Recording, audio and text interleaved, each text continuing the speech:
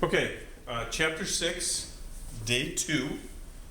What we're going to focus on today is working backwards to find a number if we start with a known percentage. So yesterday we worked on given information and given numbers, what percent falls above or below. Today we know the percent and we're going to work backwards. So you must first find a z-score. So we have to work backwards to find the z-score first. So in other words, we're starting with the answer of percent, we work backwards to get a z, and then we're going to work backwards to find out what x is. So we must first be able to get a z-score. So that's part of the trickiness. So if I said find a z-score for a percentage of 82.89%, well, I am going to make a graph. And 82.89%. Well, I know 50% is in the middle, so that's got to be up here somewhere. 0.8289. So I'm going to go try to find this in my z table. So back to my z tables. 1 second. Where did it go? I think it's right here. Okay. Back to my z table. 0.8289. Well, these are all like 0.13s. I'm looking in the middle now because these are the percentages. So let me check the next one. Ooh, here we go. 0.8, 0.72, 0.81. Let me see if I can make this a little bit bigger so you can see it.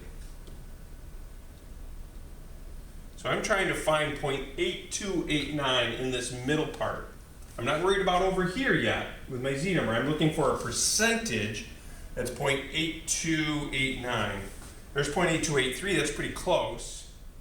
Let's see if I can find something a little bit closer. Oh, 0.8289, there it is exactly. So now I need to read over. This comes from 0.9. is my first decimal in the z, so 0.8289. Now let's look up. 5 is my second decimal. So this would have been a z-score of 0.95. A 0.95 z-score gives me a 0.8289 percentage. So find a z-score for a percentage of 82.89. I move the decimal place twice. 0.8289.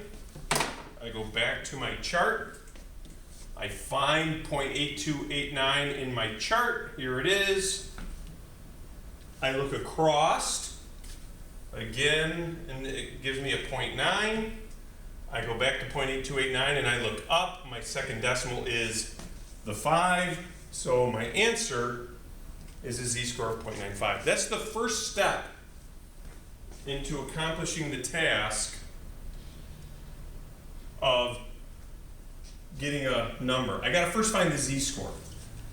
But what if it doesn't work out to be really nice, like 82.89? Let's try 20%, an upper 20%. Upper 20. Okay, so let's draw a picture for this. So, upper 20%. Well, here's upper 50%. Upper 20% is over here somewhere. So I'll put it this way. Here's my upper 20%. Right? I know that this is 0.20. Now, we said yesterday, one thing that we learned about these graphs is the graph only gives what is to the left of the line. So this is 0.20. What is over here? Well, if it all adds up to 1, then this must be 0.80. Because 1 minus 0.20 is 0.80. Well, I'm looking for a 4-digit decimal, so let me carry this out 2 more digits. 0.8000. So back to my chart. I'm looking for the closest 4-digit decimal to 0.8000. Well, here's 0.8023. That's pretty close. Here's 0.7995. Now, Price is Right rules don't apply. You could be either above or below. You just have to be the closest. 0.7995, in my opinion, is the closest thing that we have to 0.8000. So I'm going to circle it. You do not circle this in your book. I'm circling it on here, though, to show you. So now if I slide over, this comes from 0.8, and then I slide up, 0.404. So the first decimal is 0.8. The second decimal is a 4. So this is 0.84 z-score. So 0.84. Now if I look up 0.84, it's going to give me 0.7995. That's the closest thing that I have to 0.2. That's the closest thing I have. Again, if this is 0.2, I have to look up the closest to 0.8000 because I need the z-score that gives me this. Okay, so then what do we do after that? After that, we use our z formula and solve for x. I now know the z. I now know the mean. I still know the standard deviation. Now I'm going to solve for x. So for example, if height is normally distributed with a mean of 165, this is in centimeters, and a standard deviation of 8 centimeters, what heights would be the top 20%? What are those heights that are the top 20%?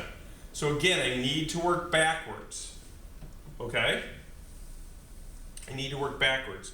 We know from the problem that we just did that 20% is 0.84. Okay? So my z, I know from the work that I just did, is 0.84. And the board froze. So, but that's okay. We can get around it. So, I'm going to write a formula that says 0.84 is equal to, now I need the average height. The average height was 160. We're going to see how long this takes. Hopefully it doesn't take more than just a couple of seconds because I really don't feel like doing this video over again. But that's the world of technology, and so I will wait. It's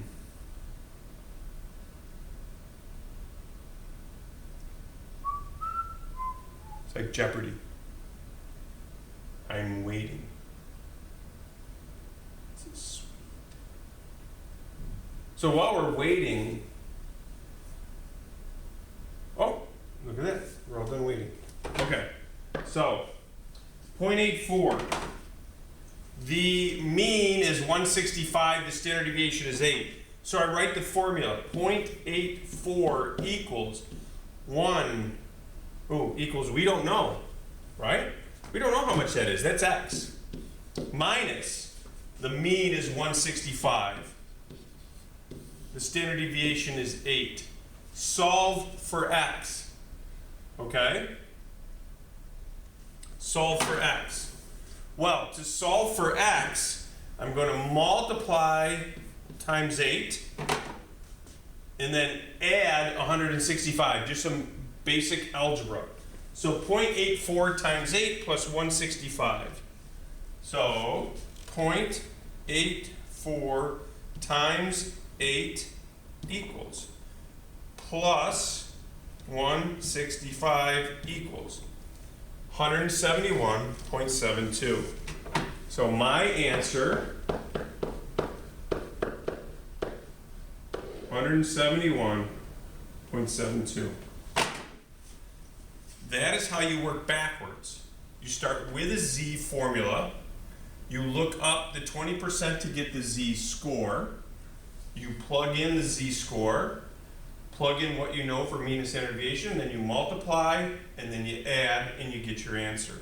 Now, there actually is an easier way to get the z-score. And let me go back and show you that, because I believe I have it on this screen here. So let me just, okay. So here's how you do it on your calculator. You can use a function called inverse norm. And so what you do is you hit the second button, and then the vars button, and then choose option 3. So second vars 3, which is inverse norm. And it's going to say area, and it wants to know what is the left tail area. Again, what is to the left of the line. And then this mu is 0 and sigma is 1. You leave these at 0, 1. So if I do second vars 3, so second, vars is right here next to the clear button. Option 3, which is inverse norm, it says, what's my left side area? If you remember, 20% has a left side area of 0.80. I go all the way down, hit enter, and it will tell me my z is 0.84 if I round to 2 decimals. So if you like to use the calculator, you can use inverse norm and get your z-score of 0.84 that way, that you then use in the problem. Right here, and right here. It's up to you. You can either look through the chart to find it, or second vars 3, either one. But we're going to do practice on now working backwards from these questions today.